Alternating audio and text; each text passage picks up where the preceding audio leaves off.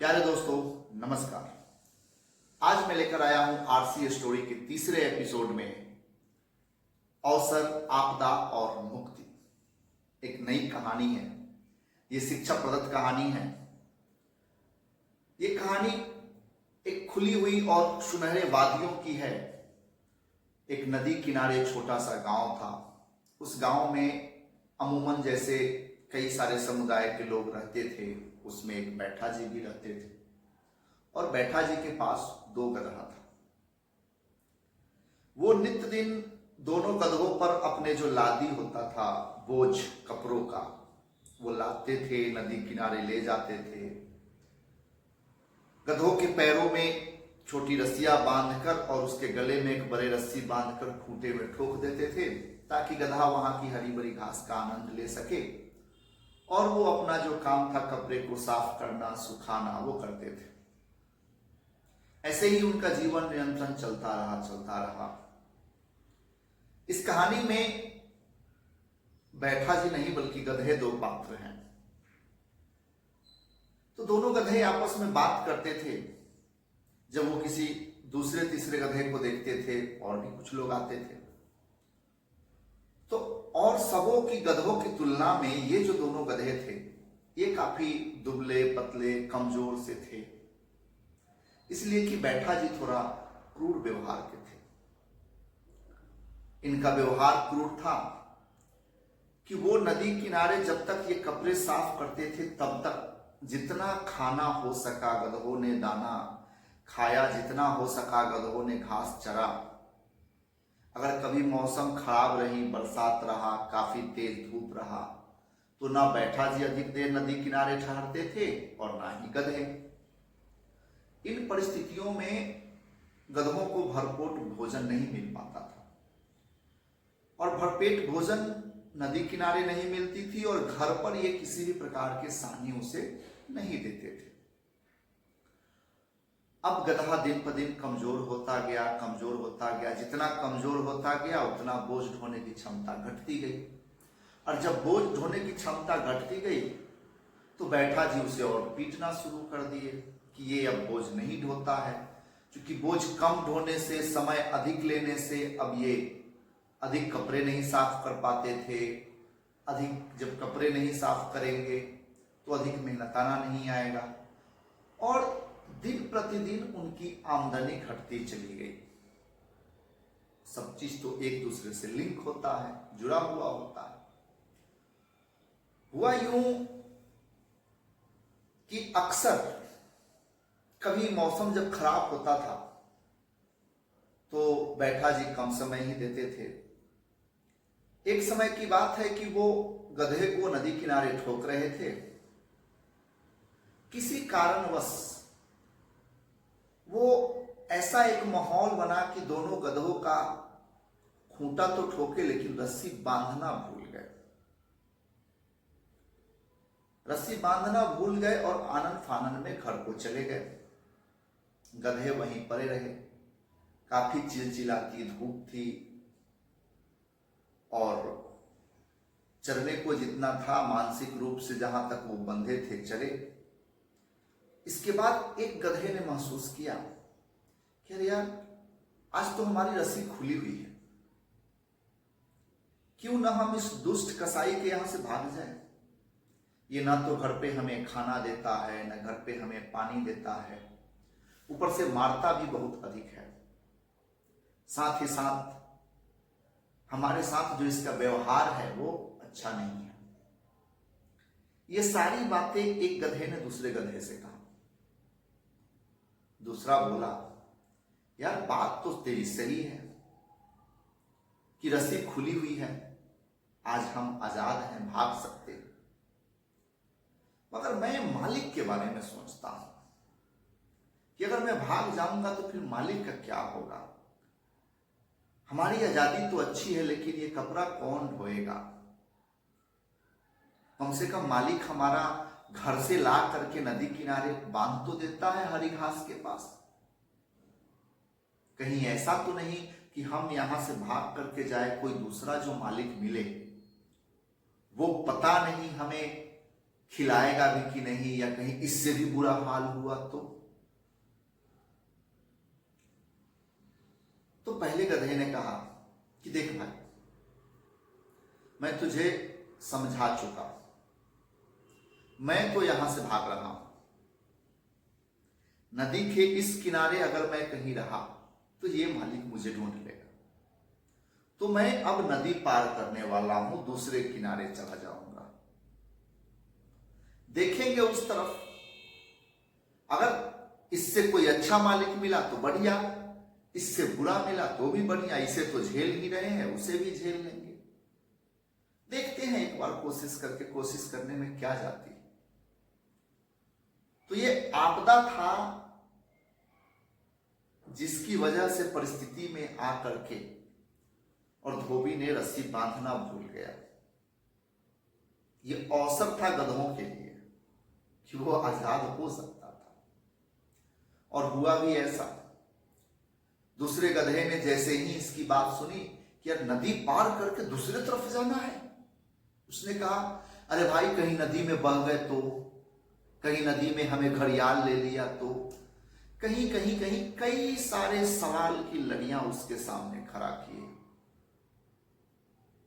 पहले गधे ने दूसरे को समझाया, देख यार, तुझे जब नहीं जाने हैं तो तेरे पास हजारों बहाने हैं और तू निरंतर सबको ला रहा है, लेकिन इन सब में एक बात कॉमन है जो तू कह रहा है कि कहीं, मीन्स तेरे इन सारी समस्याओं में प्रश्नवाचक चिन्ह है जो कि अनिश्चितता को दर्शाता है, और जो समस्या खुद निश्चित नहीं है वो हमारा क्या बिगाड़ लेगा। लेकिन यहां से मैं भागूंगा तो ये निश्चित है कि आजाद जरूर हो जाऊंगा, मालिक जरूर बदल जाएगा, क्या पता वक्त हमारा बदल जाए।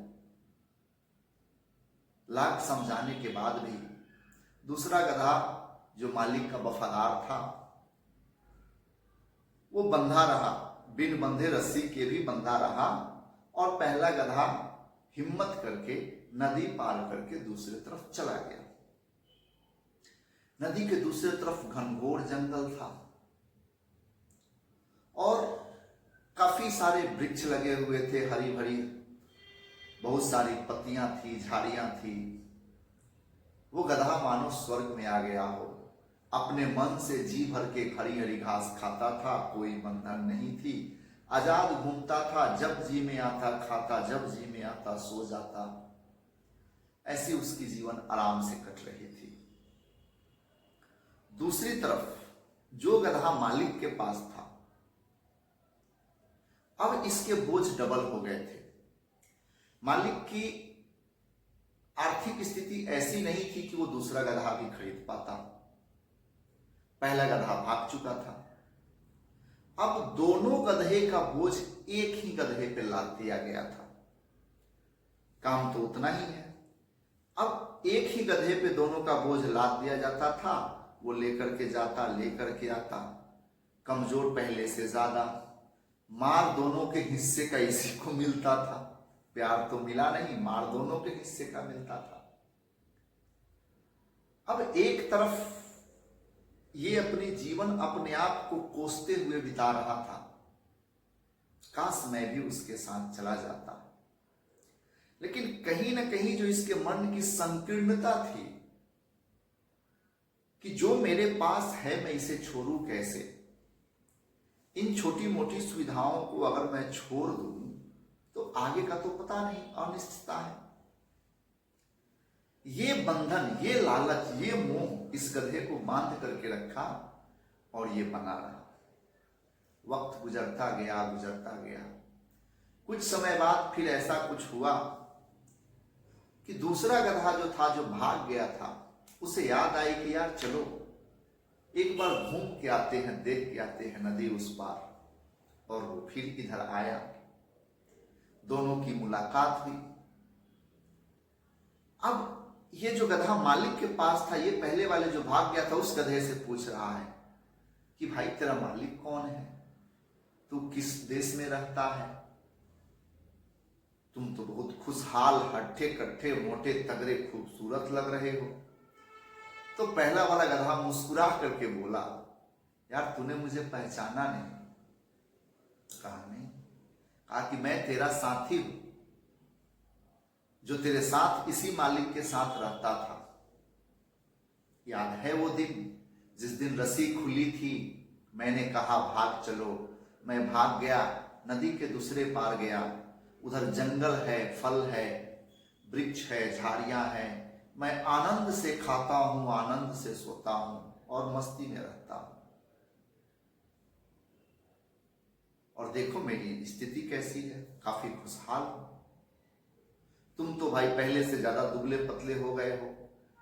अब ये अपना भ्रांस निकाल रहा है कि तुम मूर्ख, तुम्हारी वजह से मेरी ये हाल हुई है, तुम छोड़कर चले गए, ये सारी जिम्मेदारी मेरे सर पे आ गई। अब मैं डबल काम करता हूं तुम्हारी वजह से। अब ये गधा, अब सबसे बड़ी बात है कि इंसान भी अपने आप को गलत नहीं साबित करता।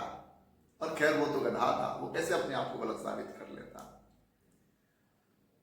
चलता रहा। कुछ देर इसकी दिल की जो भड़ास थी वो सुनने के बाद पहला वाला गधा, जो काफी स्मार्ट हो गया था, उसने कहा भाई चल ये सब तो ठीक है, आज मैं तेरी रस्सी खोल देता हूं और मेरे साथ तू चल ले। अच्छी जीवन है, बाहर का परिस्थिति बहुत बढ़िया है, कोई मालिक नहीं, अपना राज है। स्वतंत्र जीवन तो जीवन ही होता है यार।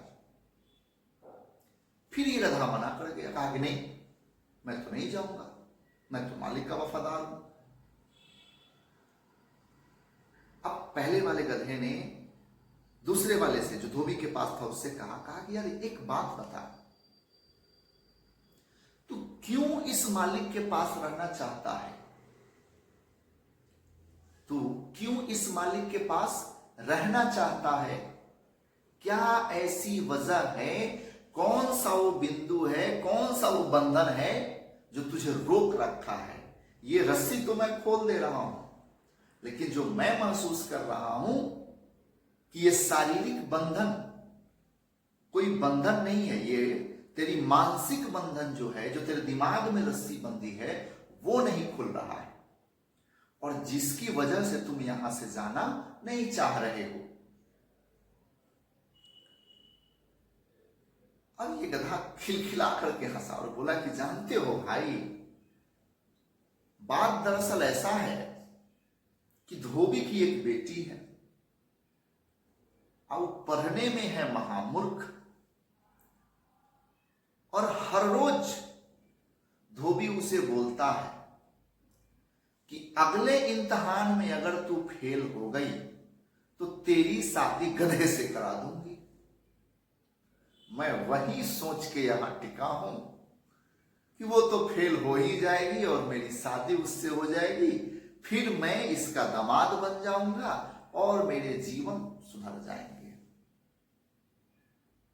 कुछ ऐसे भी गधे दुनिया में होते हैं जिन्हें फर्क समझ में नहीं आता है कि वास्तविक गोल क्या है, आपदा क्या है, अवसर क्या है। इस कहानी का तात्पर्य और सारांश है, अपने कंफर्ट जोन को, आप जहां भी हैं उन सारी सुख सुविधाओं को एक बार छोड़ करके बाहरी दुनिया में निकल कर तो देखो। आगे पूरा आसमान आपका स्वागत करने के लिए बाहें पसारे खड़ा है। अपॉर्चुनिटी ही अपॉर्चुनिटी है। जिंदगी के क्रीज पर आप बैट लेकर खड़े हो, हर मोमेंट एक नया बॉल आ रहा है।